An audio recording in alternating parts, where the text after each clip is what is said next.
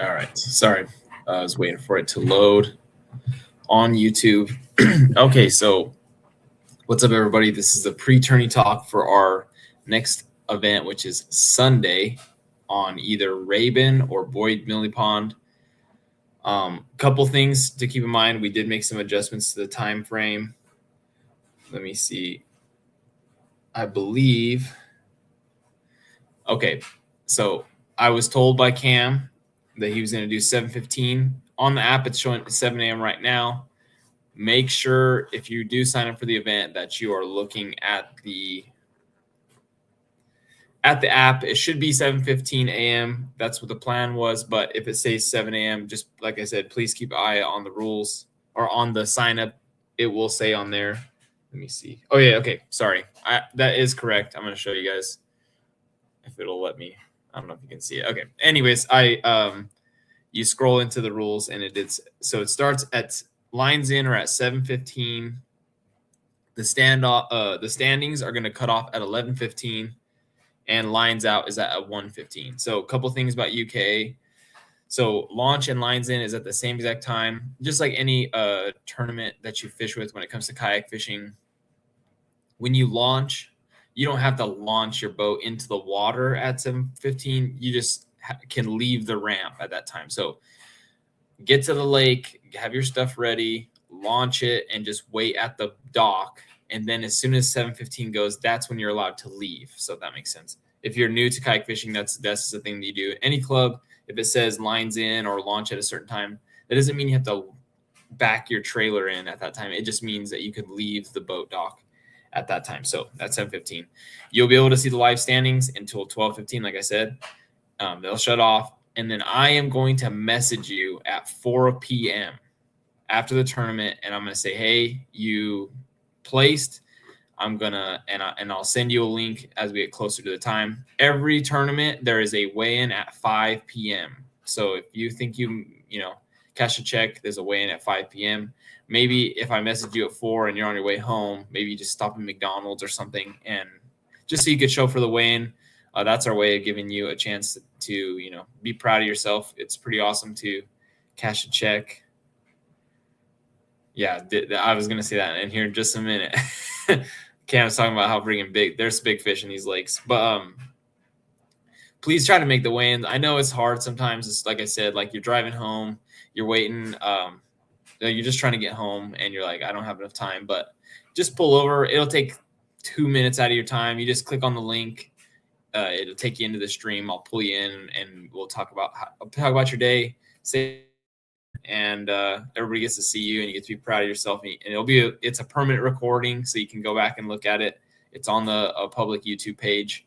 It is live stream, so everybody can watch it and tune in. But yes, 4 p.m. I will send you a message. I'll say, hey, you made top 3, because that's usually the payouts is top 3. Even if we don't pay out 3 people, you're still going to get to be in the weigh-in, because I just think if you play, that's placing. So anytime you get top 3, you'll get to be on the weigh-in. Last tournament, I didn't do a good job of that, and I hope people missed it. That's my bad. But from now on, always remember 4 p.m., you get a message. 5 p.m., the podcast. I will send you a link about 5 minutes early, and then you can hop on and be part of the weigh-in. Lines out at 1:15. Guys, you can be 10 miles. Obviously, the lake isn't that big, but you could be 10 miles away from the ramp. And at 1:15, you don't even have to stop fishing. If you want to keep fishing until 8 p.m., go whenever it gets dark. I'll explain that in a second.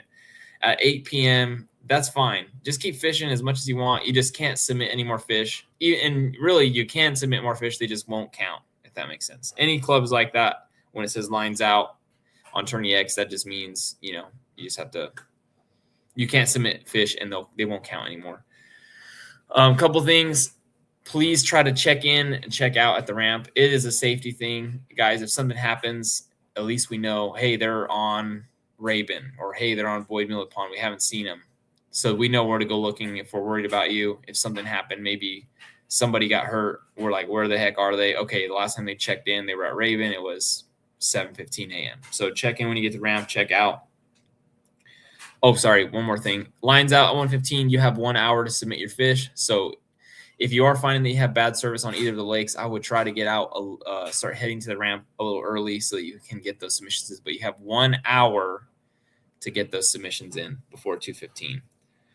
This club is catch boards and hog trough measuring boards only. You got to this is pretty straightforward. You got to follow all the state guidelines. If you're not sure about those, you need to go on and make sure you are, because even if you're not fishing with a tournament club, if you go out and you break these rules, you will get ticketed. I've seen people get ticketed for it. Guys, 360 light if you're going out before safe light. If you have a motor, you got to have the red and green light on the front of your deck. Always have a whistle. You can get a ticket for that. I know it's not, some people don't think you will, but you can 1000% get a ticket for not having a whistle on your board or some kind of noise making. It could be a blowhorn as well. Have all that stuff taken care of, and wear a freaking PDF. A PDF. Sorry, no, a PFD. Gosh, dang, I don't know why. A PFD. Wear a PFD. Do not forget it. Even if you're not fishing with us or fishing in any club, you got to wear your PDF, guys. PFD. I don't know. I keep getting that mixed up. PFD because I think there was a guy last year that he drowned on Santee Cooper, and there was also a guy who I think drowned at one of those Bassmaster kayak tournaments. I think it was on, I can't think of the lake, but it was a big lake, and also both guys were not wearing a PFD.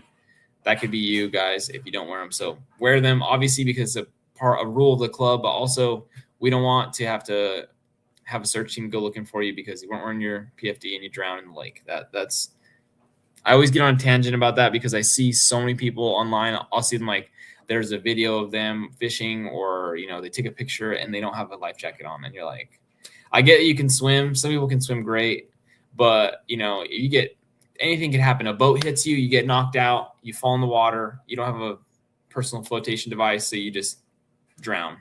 Anything that you get hit by lightning, people survive getting hit by lightning, but if you get hit by lightning, it knocks you out, you fall in the water, you don't have a PFD, you're done.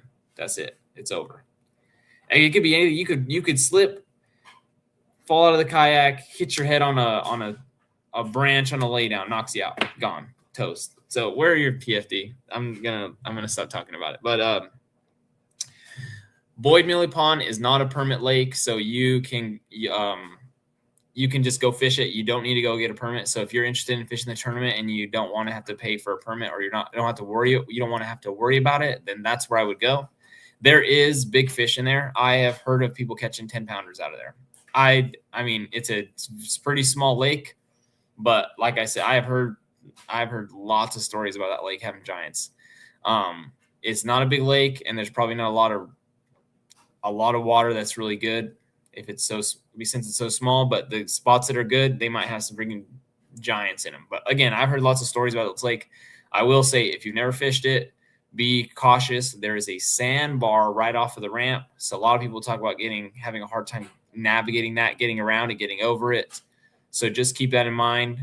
Yeah, there's no gate at Boyd's either. You can go at any time of the day. It's not like Rabon where there's somebody opening and closing the gate. Boyd Mili Pond, you have access 24 hours a day. And again, it is free to fish Boyd Mili Pond. And there are big fish in that lake.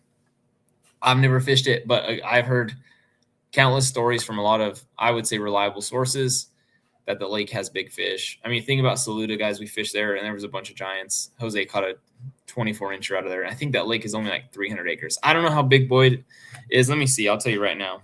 I'm going to look it up. Boyd Mili Pond. 184 acres. So it is a really small lake, but again, there's fish in there, and there's some dang big ones. And it's probably not a place a lot of people, probably doesn't get a lot of pressure because it's hard to get over that sandbar.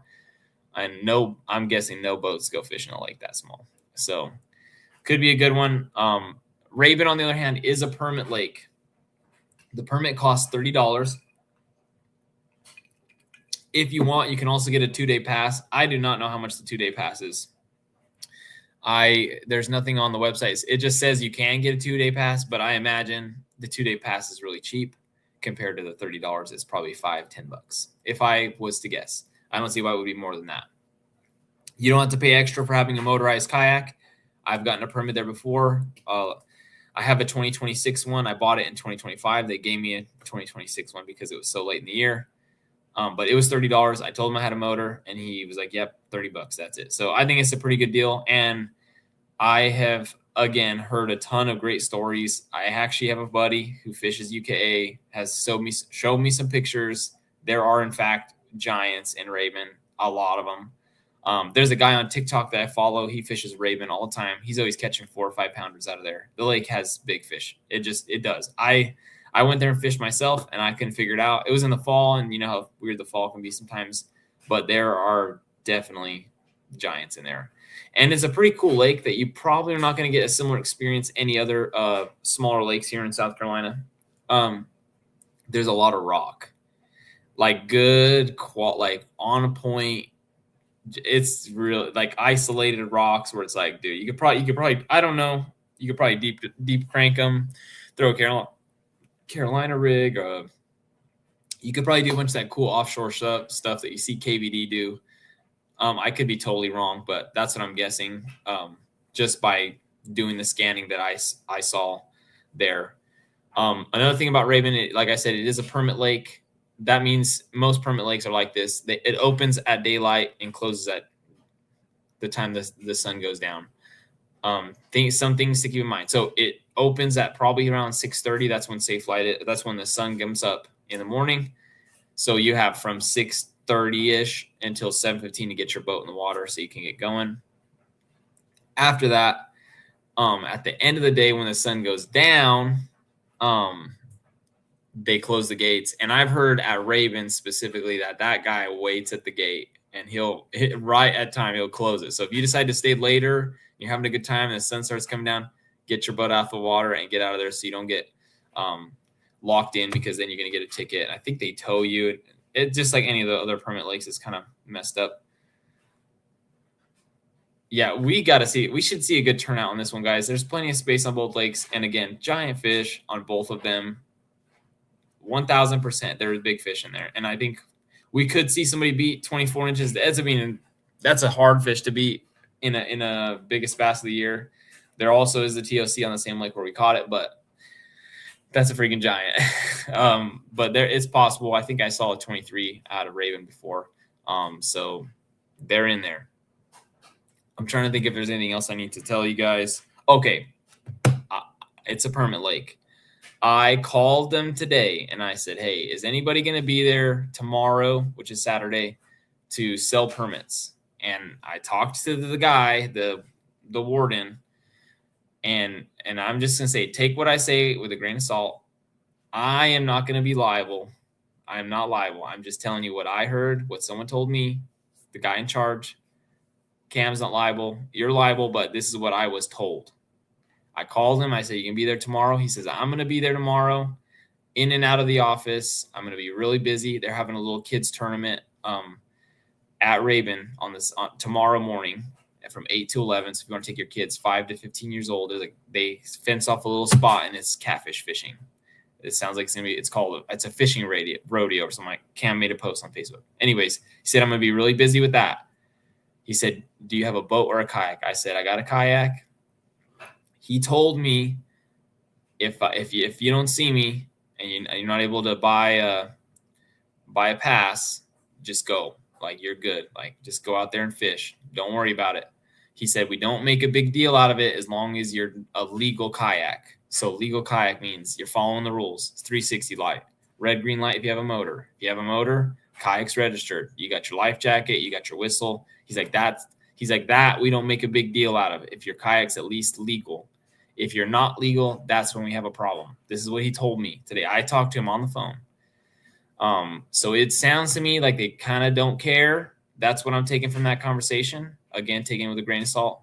I'm taking from that conversation. We don't really care as long as you're following the state regulations on your kayak. Yeah, have a fishing license, all the above. Follow the rules. Wear your life jacket. If you don't do those things and you get a big ticket, that's on you. I don't think the permit is a big deal, as from what it sounds like to me, but go at your own risk. I'm going to take, basically last year I bought a permit for this lake and they gave me a 2026 sticker on my old kayak. I won one at Santee in November. I don't have a sticker on that one, so I'm just putting the other one on my trailer and taking that one instead, just to not risk it. So I'm not risking it. I'm not necessarily recommending you risk it. I'm just telling you what I was told, that if they're not there, at least if you have your stuff, you're doing the right thing, then you're going to probably be okay. Last time I did go there, I was out in the lake, and it did not seem like they were interested in checking me. So that's what I'm going to put out there. Again, I'm not liable. I'm just telling you what I heard. Go at your own risk, but definitely follow state regulations, because if not, it sounds like that's a big deal. I didn't have a lot for this one, guys. I just really hope that you guys sign up. One of the worst things we do here in South Carolina, I think, or in the Carolinas, in this region of the country, is we always wait till last minute to sign up. And I actually kind of get that.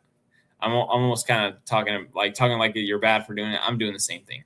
It's a return on investment thing. Like, you look and you're like, okay, well, I'm going to wait and see if people start signing up. But then what happens is everybody does that, and then nobody signs up until last minute. So we got to work on that. I don't know if maybe in the future we change to like registration early, like Wednesday. I've thought of things. I've thought of like register by Wednesday, or you have to pay an extra $5 or $10 for the entry fee, something like that, like something to get people signing up. But there's got to be some sort of solution. I think of it as almost like the bystander effect. You see something bad happening, and you don't call 911 because you think somebody else will, but then everybody else thinks that, and then nobody ends up calling 911. It's like the same thing. Like, okay, I'll wait until people start signing up, and then no one signs up. But guys, we had 15 on Saluda Lake. It was like 20 degrees outside. Our guides were freezing, and nobody signed up for this event. It's crazy. So if you're interested, go ahead and sign up. Let's get those numbers up. I think 10 to 15 would be really solid. Again, giants in these lakes, guys. I got to fish it once. It's a really cool looking lake, and it's a different time of year. Heard the top water bite is good from the guy on TikTok. He said top water is the friggin' move in May. So what Cam is saying is if we don't get a lot of people, we'll pay one spot, and then second place gets their entry fee back, and they'll pay out big bass. So that's still good. I mean, guys, if we only get 5 people out, and first place will still take home a really good chunk of change. But that's everything I have for you guys tonight. If you have any questions, comment in the below the post on Facebook, and Cam or I will get to you, or somebody else in the club that can help you with the question. We'll get you in there. But hope I see you guys on Sunday. If not, if I don't make it, I might not make it. I will just end up judging fish. So I'll still be watching you guys, supporting you. If you're doing good, I'm texting you and saying good job. And guys, I love to yes, share the event if you guys can share it, see if you can get people to sign up. But I love watching you guys fish. Like, getting to sit there and judge fish and watch the battle. Battle unfold is really cool, especially when you turn the results off and nobody knows what's going on except for you. That's a really cool experience. But anyways, thank you guys for tuning in. Have a good night. Wear those PDFs and don't cheat. I remember we talked about that last year in the clubs. I'm gonna start saying that. But yeah, thank you guys. Appreciate you, Cam. Everybody have a good night.